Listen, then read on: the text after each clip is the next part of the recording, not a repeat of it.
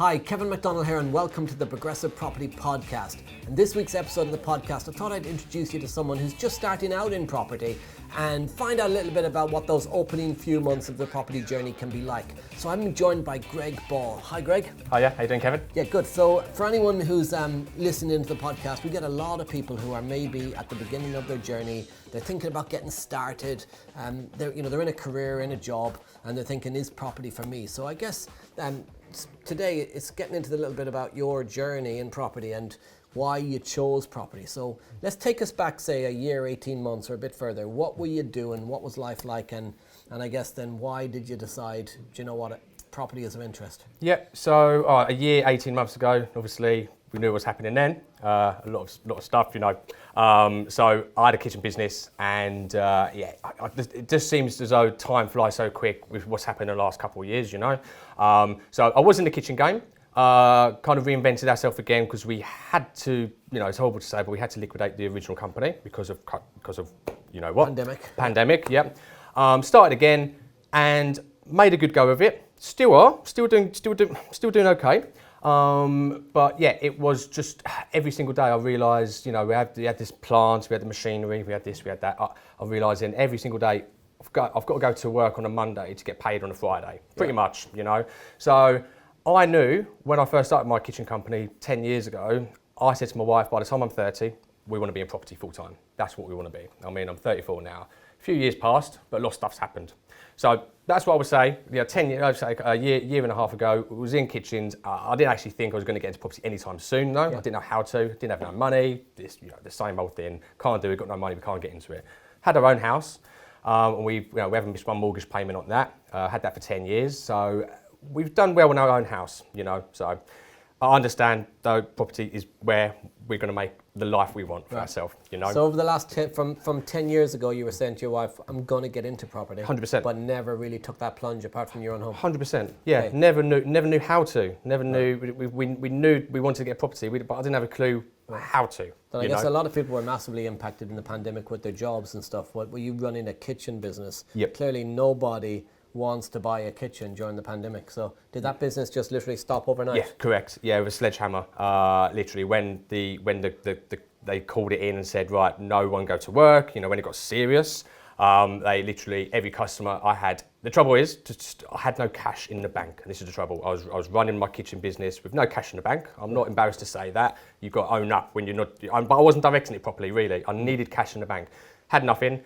Every single customer that had a deposit with us, or we had the deposit, they pulled it overnight. They said, Greg, we need our money back because we don't know what's going on ourselves. Yeah. They've got to look after themselves. The last thing they want to do is fit a new kitchen. They can't. We couldn't even get in there, and they needed the money because they didn't know what was going on with their jobs, So it hit us hard, massively. That was the turning point for me. And I'm not going to lie, I had to open up to my wife. It's a bit deep, I know. I had to open up to my wife. I had a lot of debt, which I didn't want to tell her about.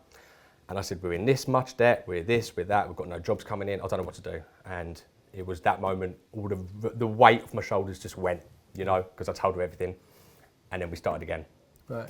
And then so a lot of people listening to this will have gone through very similar. So it's good for people to be able to hear this as well about getting restarted. And I always say you can't look back, but you can certainly start and create a new future because the past is the past. Yeah. But and a lot of businesses out there do run month to month. Yep. You then thought you'd been thinking about property for 10 years. Yeah. And what made you then, what was the sort of catalyst or the thing that made you think, do you know what, now I'm going to actually make a go of it in property and jump in? I remember the day when I realised I've got to get into property.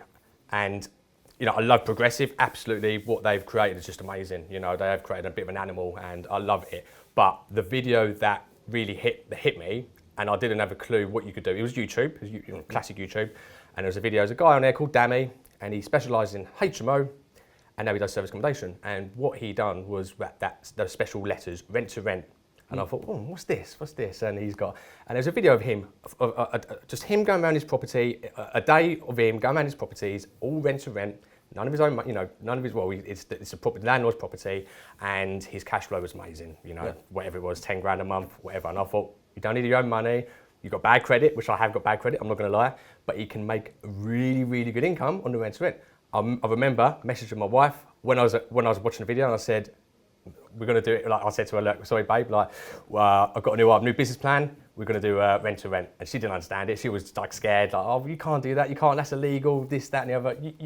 You talked about it a lot of times. And I said, well, no, it is legal, it's this, is that. So from watching that video, that led me on to Googling. Yeah. My wife found the property investor show in London. She got me tickets for that. And yeah, that was the turning point. So I literally went there, London, by myself, absolutely scared. I almost turned back. I just felt like out of my comfort zone completely. It was horrible. I got there and I thought, I'm going to turn back. But I walked in there, 'cause something was pulling me in. That sounds a bit weird, something was pulling me in. I thought, if I don't walk in here now, I'm going to be in my kitchen company forever and I'm going to be struggling and I don't want to survive anymore, I want to thrive. And that's what I felt like. And walked in there, I think I was one of the first in there, and who were the first people I saw at the back of the room? Well, yeah, at the back I think they were, was Progressive. And I think it was Harvey or Harley, who works for you guys. Yeah. He's one that really welcomes me in and made me feel really at ease. And the rest was history, to be honest. And then from that point, it was all Progressive. That's all I saw. Yeah. So you attended multiple streams of property income, didn't you? From those tickets, yeah. So he gave me the free tickets, and I went to the London one. So it was the first London one you've done since the pandemic, I think it was. Yeah. And even that, and I was so close to not going because my wife needed me before this and that, and I said, I won't go. They're only free tickets anyway. And she said, nope, you're going, and I went. Stayed up London for the 3 days. It was a fantastic 3 days. And what I learned on those 3 days was just mind-boggling, absolutely life-changing. I just felt like my whole world just opened up and I thought, anyone can do it. And that's what I felt like. I thought anyone can do this. And what you kept saying, take action. Yeah. If you don't take action, you won't get anywhere. Yes, and anyone can do it, but not everybody does. Yeah, that's it. It's the taking of the action. Yeah, yeah. So you went and took some action. You did training, you did service accommodation training specifically? Correct. So I'm not going to lie, I do tell people this. So obviously the 3-day course, when all these courses are coming up and the deals for the course is fantastic. I love it all, to be honest. I did sign up to yours, first of all. Yeah. I'm not going to lie. And then after seeing obviously the other people come on, Kevin Paneskis, and then I can't remember the other mentors, but all the other guys come on. And then, to be honest, the service accommodation really stood out to me more. I don't know why. So I saw it and I changed the course. Felt bad because I would love to do the course for you, but I'll still do it one day. I will do it one day. And I've done the service accommodation intensive course. That was the best 3 days I've ever taken. Just absolutely mind-opening. I just loved it. And what I find is it's not just the course. What Progressive are teaching you, it's your mind. Yeah. They open up your mind. Anyone can do it. Half of it is the property, half of it is the mindset. Yeah. And I'm big on mindset. And that's what's got me through a lot in my past. This is one of the things where people, I hear people a lot say, oh, everything you need to know is in a book. But the book teaches you knowledge, or Google will teach you some knowledge, but it doesn't fix your mindset. Nope.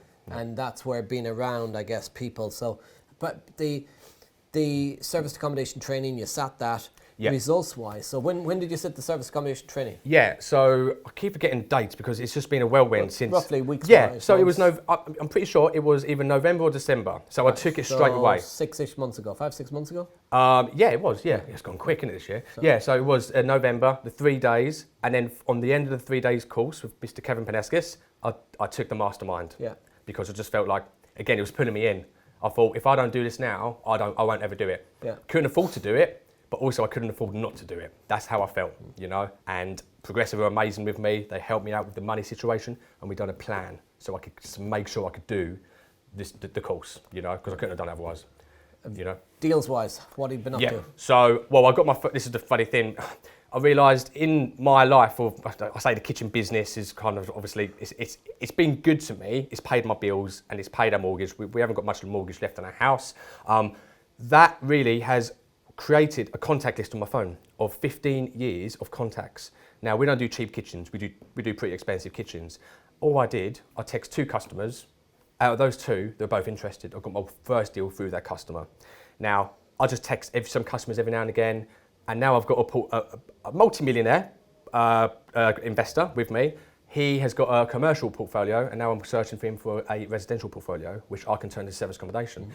So I'm using the bonuses I've had from my kitchen business, my contacts. I tell everyone on my mastermind, look, I'm lucky because I'm using my contacts that I've got on my phone. You say lucky. Yeah. Do you remember what I said to you at Multiple Streams of Property Income? What luck was? No. Go on. Labour under Right, yeah. the correct knowledge. Yes. It's labour under the correct knowledge. Yep. No, there's no such thing as luck. No. And here's why I say that, because you had those contacts for 15 years. Yep. You weren't using them. Yep. Now you're using them. Yep. Because you took action. Yep. So don't call it luck, Yep. it's action. Of course, I'm saying that word. Many of you listening to this right now, right, you have got contacts, you've got people in your lives that can help you scale your business. The difference is you're not using them in the right ways. So you've seen them as a customer for a kitchen, but actually they were a potential collaborator in property. 100%. So that's not luck. Yeah. Right? That's I've done the action. work. I've done the work You've to done the get them. I've got their trust. We do decent kitchens, and we're all about service. You know, it's not just the kitchen. We're about the service, and so we've got to get big contacts. So I've got my first deal. So I talk a lot. I've had a strong coffee. That's what the podcast's for, talking. So so I got the way I got my first deal was coming out of Masopi. I was just inspired. Now I didn't know half what you was talking about, as in BRRR, assisted sales, this, that, and the other. But I took it on board, but I didn't really process it. But I was just hooked. So then I took elements of that away, and then I just literally, on the way home on the train from Peterborough to London, I just texted that customer and I said, look, I'm a property investor now, property investor, but I wasn't shy to do it. And then that little one text turned out to be the first deal I got. And so from then, and that property now has been running since March. And like you probably saw on Facebook, I'm very live on Facebook on a progressive property page. And that one at the moment was turned over it's made £1,500 profit this month from that one property. Excellent. You know, in March. Right, So that's your first deal? April, sorry. That was my first deal, Okay. and I've got another one through another customer, but we've got a lot in the pipeline as well. Right. All so through you've got customers. 2 secured and others in the pipeline? Yeah. And all from existing kitchen customers? All from existing kitchen customers or friends of, or people, and now people are talking about me. Yeah. What I realised as well is I could talk to someone about kitchens and they won't be that interested. I'll talk to anyone about property, everyone's interested. Yeah. Except for your friends. They're not interested. They're like, oh, okay, do you want to play golf? Or do you want to do this? They're not interested. But everyone is interested in what you're doing. Yeah. It's insane. And people have got money. You know, everyone's got money sitting there. And this is what I mean. You're the reason I've got these deals through no money down as well. See, I didn't have a clue because I've got no money. That's the thing. I've got no money. We live every month to the penny. That's the trouble with us at the moment. We're not surviving. We're surviving. We're not thriving. So I've got investments now to help me with these properties. And I just went to customers or friends. I said, look, if you can lend us this much, I can give you this much back in a year. So that's helped me get these properties with no money, none of my own money. I couldn't have done it. What would you say to anyone who's literally sitting listening to the podcast now, thinking they've spent maybe 5, 6, 7, 10 years thinking about getting into property, but they're thinking, I don't have the money. What would you say to them about whether they can do it or not? It is, again, it's mindset. It's crazy. When you say this, when you said that in Masopi, his mindset, you know, the money will come. And I was like, you half me. I don't know if you remember me. I was like, no, I don't believe this. And remember, and he was like, he's an unbeliever. But it really is mindset. The money's out there. Like, there's so much money out there. I've just texted a few customers, but it's their friends. There's money sitting in the bank that you can borrow, you know, that you can make work. And it's not just about the money. It's about building, for me, it's about building a relationship with that call them investor, but really they're kind of call them part of the family. And then what I do with my investors, if you like, I haven't had a lot. I've only had 2 investors, but I don't need that many yet. And we create a WhatsApp group for them. So we tell them what their money's going on as we're doing the kind of the property up for service accommodation. We don't need much to do service accommodation, but you know, so we keep them in contact with what we're doing as we go along. You know, so. Yeah, 100%. Like, it's if you've got no money, don't let that stop you getting into it. You know, like I said, there's the multiple streams. It's interesting because if you think about it, there's more money in the world today than there was pre-pandemic. The government's printed millions, trillions, and yet people feel they're poorer than they were. Yeah. But there's more money out there, so it's about the mindset. Yeah, 100%. Of getting that coming towards you. Yeah. So you've got a couple of essays done. You've got some in the pipeline. Yeah. that's just with your current contact list. Yep. What's the big plan? What's the bigger picture? So you mentioned a lot here about we're surviving, not striving. Yep. So what does striving look like to you? So to be honest, for me, I don't want to be in my kitchen business all the time. You know, I don't mind having it. Next year, really, I want that kitchen business to be pushed over to my right-hand man, so he can kind of take control of it more, get a designer on board. I would still like to keep that business because we've done well, and that's creating contacts for us and money through kitchens and for more property. So I would like to keep that because that's what I've always done. But really, I have got an aim. So by the 1st of the 1st, 2023, I want to be out of the kitchens and I want to be doing property full time. I want 12 service accommodations by then, rent to SA. So that's what I want. And then and then in the following year, another year, I want 24 in total. I want to cap it at 24. I feel like it's doable. I know it seems like a big number, but I think it is doable. I want to have a team by then, you know. So I want to have it like I want to be enjoying my life. I don't want to create another job for myself. Yeah. So I want a little team by then. And you inspired me again from reading your book on the audio book. The start a letting agency. So, and when I talk to friends and they always think, oh, you don't need a big letting agency. It doesn't have to be a big one, right? What my aim is, again, you did inspire me, and I keep saying that, but it's true. You know, you've got to give credit where it's due. I kind of create a risk, assess the risk of it. So if I can take a property off a landlord, and I say, look, we're going to do this for you, give you a 3-year contract, you know. But the way I see it is, if it doesn't work as service accommodation, we can take that property and turn it into an AST and manage it for him, because it's the same kind of thing with a lot less moving parts. Service accommodation's got a lot more moving parts than an AST. And I would like someone to come in with me, I'm currently in talks with someone at the moment, to run that side that has experience in AST. You know, but keep it kind of a little private kind of rent, you know. So I say my letting agency is just a front. It's called a letting agency, but it's just to free my time. It's to manage my portfolio. That's exactly what, Small, it doesn't need to be massive. What it needs to do is free your time. So, good plan. That's exactly what you said in that book. That's exactly what I want to do. You mentioned to your partner, your wife. Yeah. That you mentioned to her about getting started in property, and she was, at the start, she was like, I guess, how can we? Yeah, pretty much, yeah. Is she now on board? Absolutely. Support? Yeah, she understands it now. And it's really is, this is a business where money, the digits, in the numbers count. So the numbers are doing well. It's simple as that. Yeah. If there's more going into the bank than going out, which it is now, which is lovely to see, it works. Yeah. And all these mental, you guys, you know, what you say is true. As long as you follow you follow your rules and we do what you say to do, it works. So obviously that one property, that is obviously bringing in the money now, which is fantastic. So yeah. So that's. Was it easy to get her on board? Or there's people watching this, and sometimes their partners are all bought in. Sometimes it's their partner that's pushing them to do it, and sometimes their partner is, whether it be male or female, vice versa. Their partner is saying, oh, well, focus on the kitchen business, scale that business, why we're in that business. So was it easy to get her on board, or what were the things you did initially? Because once the money starts coming in, it's positive. I firmly believe, it's easy to get anybody on board when they see the pound signs. 100%. But how do you get them on board before they see the pound signs? I'm quite good at explaining things, you know, get my point across, especially that's why I wanted to come here and talk to you in person, because I feel I get my point across more than a webcam. Yeah. So I just explained to her and showed her videos of what's going on, and we can do this, we can do that. So she was on board once I showed her, imagine we had 10 properties, imagine we had 20, creating a cash flow where I won't have to go to work every single day. I can spend time with the kids and them and actually have a really good life from other people's property. Yeah. That's what really and she was like, wow, that's amazing. But it's YouTube's a big, powerful tool, because if I didn't see that video of this fella doing it, Dammy, then I wouldn't actually have, I don't think I would have got into it or looked at rent to rent or rent to SA or any of this. I just thought it would have been, get your deposit, get a good get good money behind you to then buy a property to let, and then all your money's gone in that one, and then you've got to wait a few years to do it again. So she understood straight away what it could do. It's just having the mindset to actually go out and do it. And I want to change my life. And that's powerful enough, I think, for me to convince her that we're doing something new. But it's running alongside the kitchen business. So it's not like I've down tools.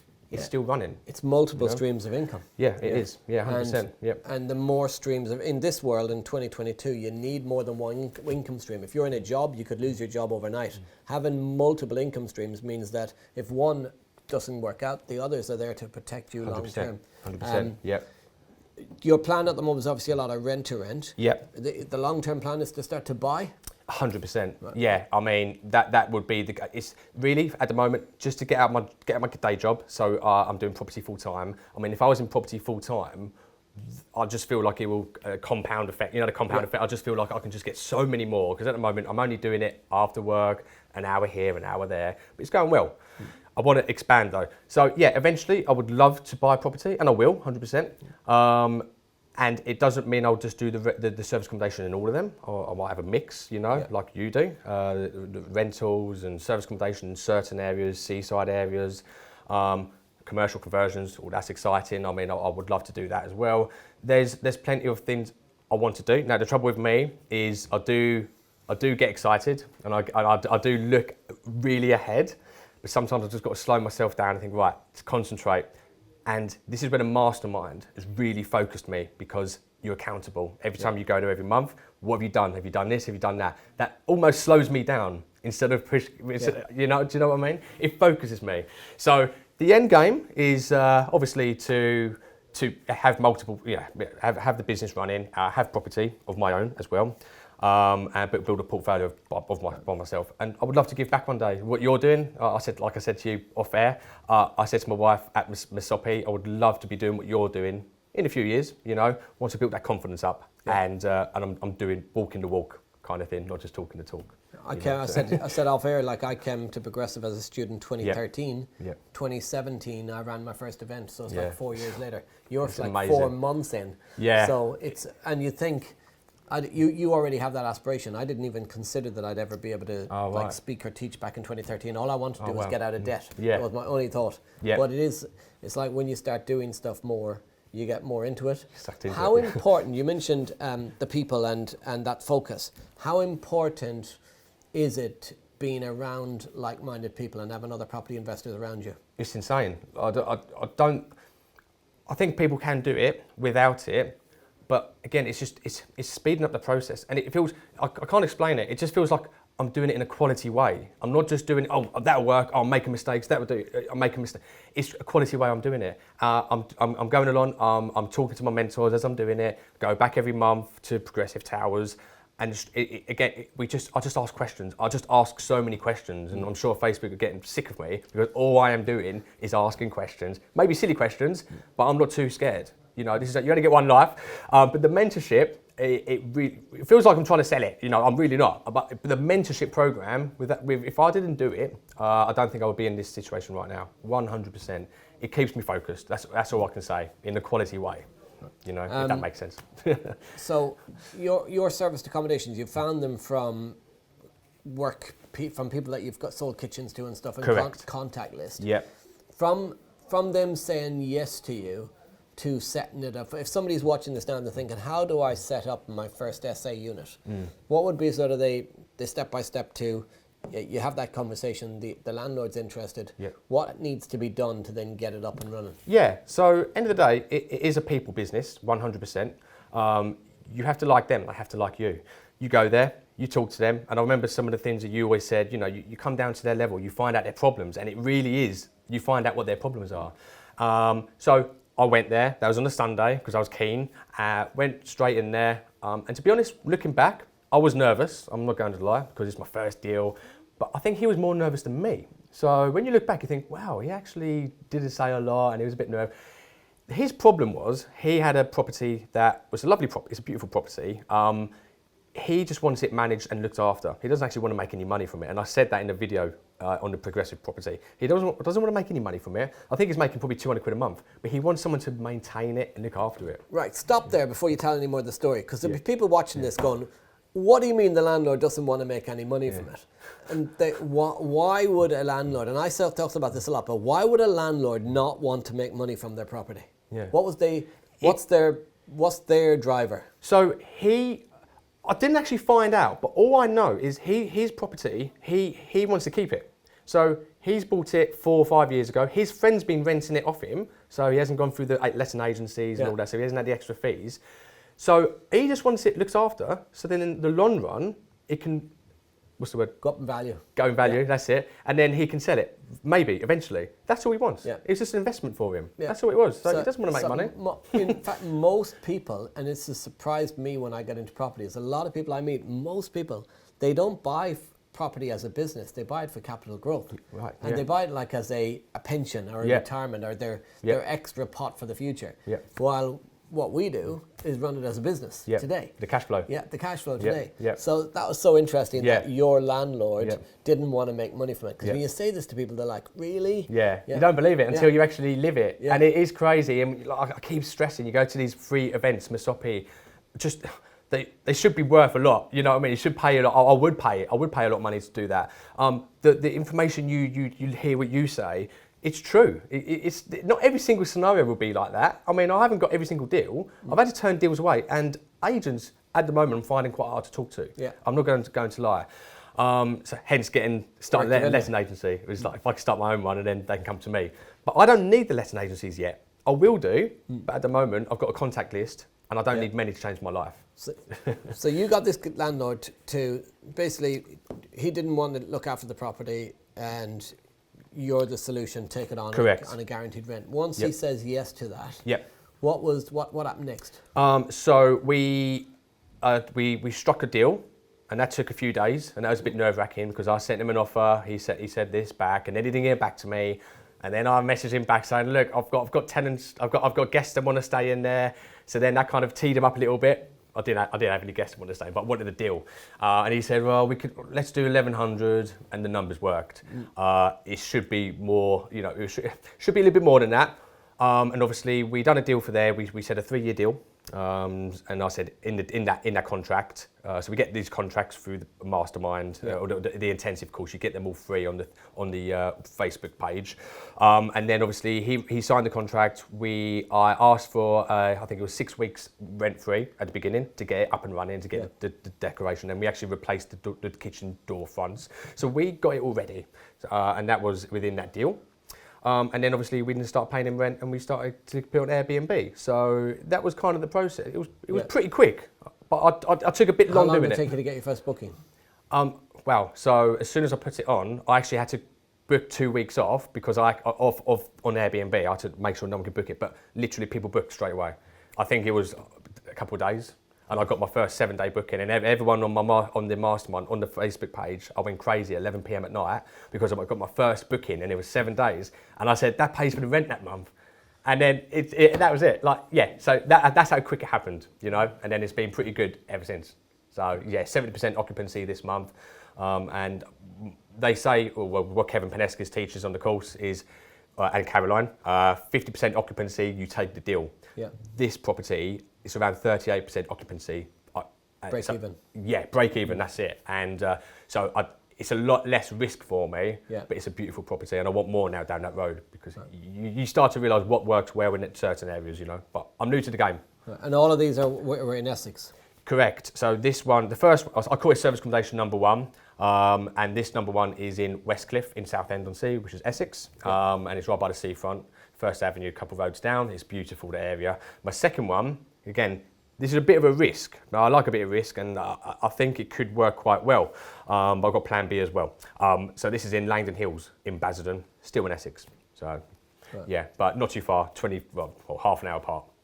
So I want to have mostly in Southend-on-Sea, because that's a seaside, where the seaside, that's where people are going to go.